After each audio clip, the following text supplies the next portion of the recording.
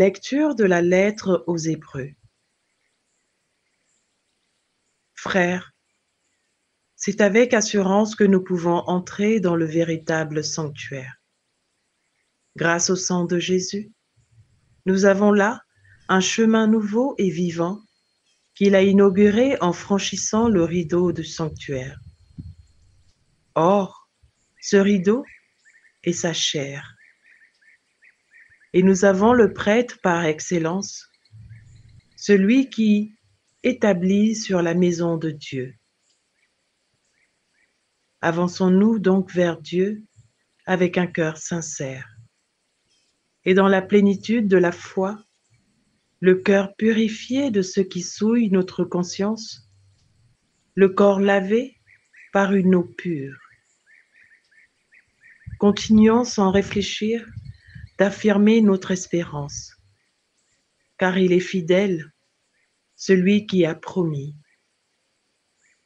Soyons attentifs les uns aux autres, pour nous stimuler à vivre dans l'amour et à bien agir. Ne délaissons pas nos assemblées, comme certains en ont pris l'habitude.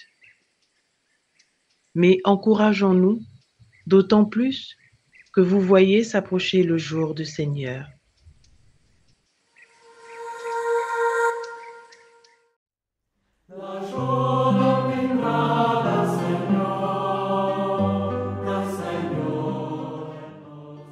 Voici le peuple de ceux qui cherchent ta face, Seigneur.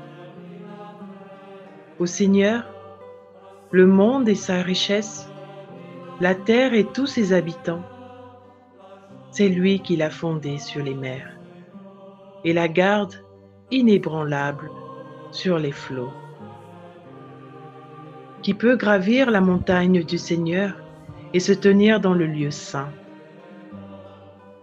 L'homme au cœur pur, aux mains innocentes, qui ne livre pas son âme aux idoles. Il obtient du Seigneur la bénédiction et de Dieu son Sauveur la justice. Voici le peuple de ceux qui le cherchent. Voici Jacob qui recherche ta face. Voici le peuple de ceux qui cherchent ta face, Seigneur.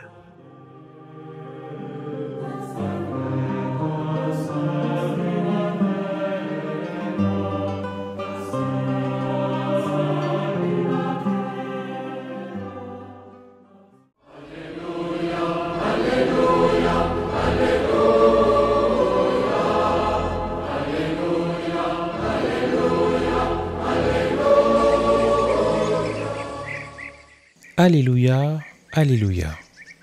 Ta parole est la lumière de mes pas, la lampe de ma route. Alléluia.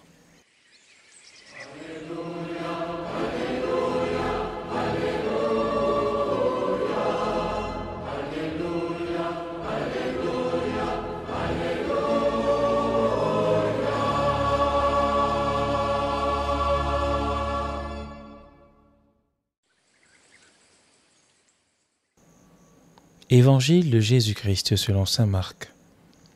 En ce temps-là, Jésus disait à la foule : « Est-ce que la lampe est apportée pour être mise sous le boisseau ou sous le lit ? N'est-ce pas pour être mise sur le lampadaire ? Car rien n'est caché, sinon pour être manifesté.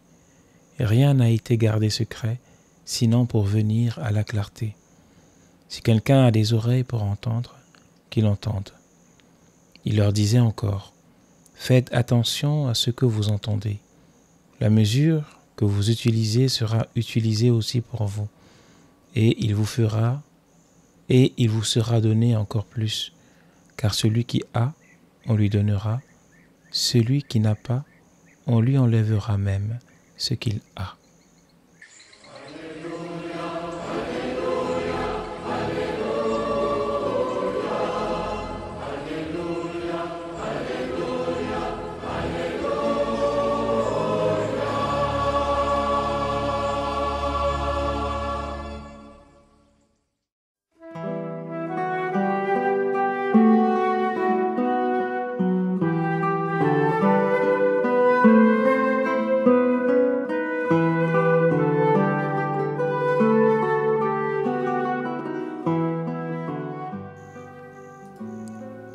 Mais, chers frères et sœurs dans le Christ, chers disciples du silence, Jésus nous parle aujourd'hui de la lampe, cette lumière qui est faite pour éclairer et non pour être cachée.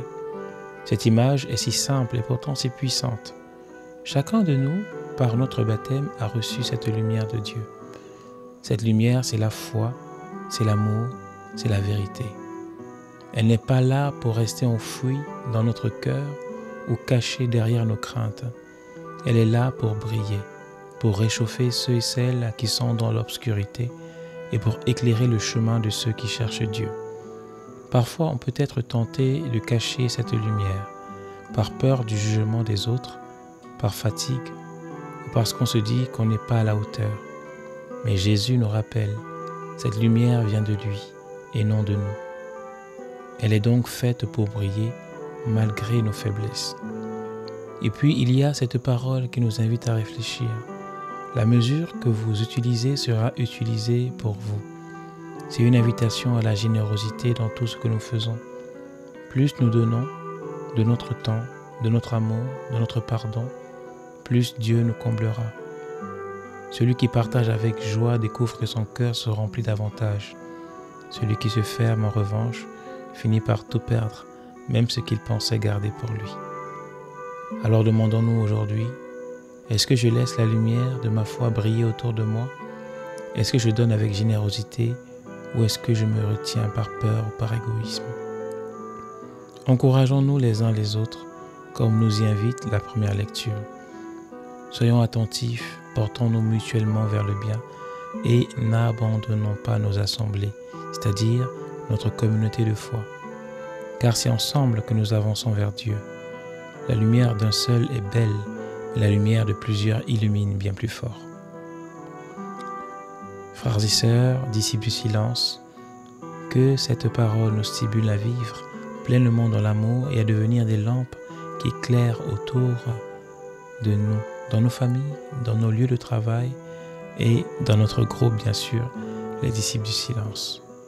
Dieu compte sur chacun de nous pour porter sa lumière à ceux et celles qui ne le connaissent pas. Amen.